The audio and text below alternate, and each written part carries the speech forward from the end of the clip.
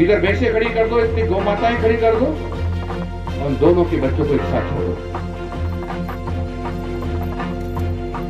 भैंस का बच्चा भाग कर जाएगा, भैंस के नीचे जाएगा, एक के नीचे जाएगा, पता चला वो तो उसकी मां नहीं है, दूसरे के नीचे जाएगा, तीसरे के नीचे जाएगा, चौथे के नीचे जाएगा, बड़ी मुश्किल से उसको मार लेगा। गाय का बच्चा, गौ माता का बच्चा सीधा अपनी मां के पास जाएगा और दूध पीने लग जाएगा। मैं जानता हूं कि गाय के बच्चे को दूध पिला दो, पेट भर के भैंस के बच्चे को दूध पिला दो पेट भर के, और दोनों को छोड़ दो। भैंस का बच्चा तो बैठेगा और ऐसे उड़ेगा, और गाय का बच्चा पूंछ ऊंची करके उछल कूद करेगा, यानी चंचल है। यानी हमारे बच्चों को चंचल बनाना है तो गाय का दूध पिलाओ, और हमारे बच्चों को उंगलियां बनाना है तो भैंस का दूध पिलाओ। कि 5-7 गाय ऐसी चुनो जिन्होंने 3-4 दिन पहले अपने बच्चों को जन्म दिया हो। ऐसे इतनी भैंसे चुनो जिन्होंने 3-4 दिन पहले अपने बच्चे को जन्म दिया है। सामने इधर भैंसे खड़ी कर दो, इतनी गौ माताएं खड़ी कर दो और दोनों के बच्चों को एक साथ छोड़ो।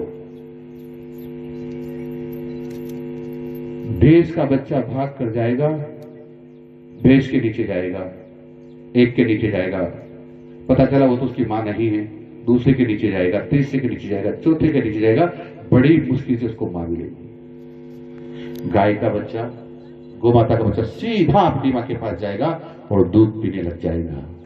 यानी गाय का, गौ माता का दूध पीने वाला बच्चा विद्वान होता है, बुद्धिमान होता है, और भैंस का बच्चा थोड़ा माइंड से फश होता है।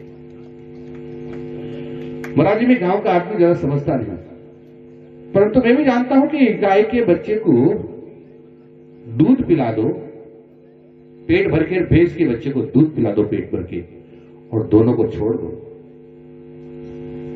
भैंस का बच्चा तो बैठेगा और ऐसे ऊँगेगा,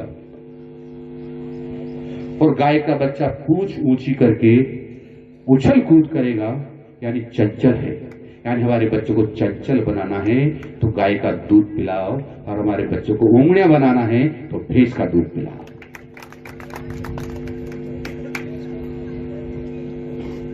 महाराज जी, हम गाय के बच्चे को जो छोटा होता है तो बछड़ा बोलते हैं, थोड़ा बड़ा हो जाए तो केड़ा बोलते हैं, थोड़ा बड़ा हो जाए तो नारकिया बोलते हैं, और थोड़ा बड़ा हो जाए तो बेल बोलते हैं। और भैंस के बच्चे को छोटा हो तो पाड़ा बोलते हैं, थोड़ा बड़ा हो जाए तो पाड़ा बोलते हैं, और बड़ा हो जाए तो पाड़ा बोलते हैं। कितना ही बड़ा हो जाए वो पाड़ा का पाड़ा ही रहता है। यानी प्रोग्रेस तो गाय का दूध पीने वाला ही करता है। यदि अपने बच्चों को आगे बढ़ाना है, अपने बच्चों को बुद्धिमान बनाना है, अपने बच्चों को चंचल बनाना है, तो गोमाता का दूध पिलाओ। कई वर्षों से हम सब लोगों ने देखा है कि गौमाता को लोगों ने घर से बाहर निकाल दिया है। इसके कारण से निगाह चुका करके तस्कर लोग उनको बूचड़खाने ले जा रहे हैं, उनको काट कर खा जाते हैं या खिला देते हैं। इधर बेतहाशा हमने पॉलीथीन का उपयोग किया है, उसके कारण से कभी कभी भूखी मरती हुई गौमाता उसको खा जाती है, और अधिक दिनों तक खाने के बाद वो मर जाती है। इधर जब ये सड़कों पर बैठती खुली रहती है तो एक्सीडेंट होते हैं, उसमें हजारों लोग हर साल एक्सीडेंट के कारण से मरते हैं। गौ माताएं भी एक्सीडेंट में मरती हैं, घायल भी बड़ी संख्या में होती हैं। उधर किसान जो खुली रहती है तो किसानों को नुकसान खेतों में करती है। इन सब से बचाने के लिए एक सबसे बढ़िया तरीका जो पहले था, आज के 40-50 साल पहले हम छोटे थे तो देखते थे कि गांव के सब लोग मिलकर के एक गायों का ग्वाला नियुक्त करते थे। वो सारी गायों को चराने के लिए दिन भर चराने के लिए ले जाता था, और शाम को गायें अपने अपने घर पहुंच जाती थी। वो परंपरा बंद हो गई।